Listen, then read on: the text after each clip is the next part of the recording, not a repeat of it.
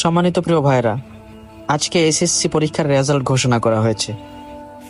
আমার অনেক প্রিয় ভাইরা আজকের এই পরীক্ষায় উত্তীর্ণ হতে পারেনি, তাই তাদের অনেক মন খারাপ।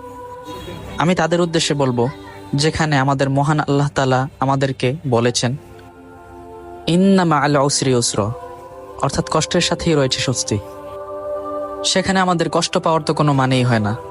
ভাইরা, আসুন আমরা সবসময় চিন্তা করি দুনিয়ামুখী না হয়ে আখেরাতে কিভাবে সফল হওয়া যায়।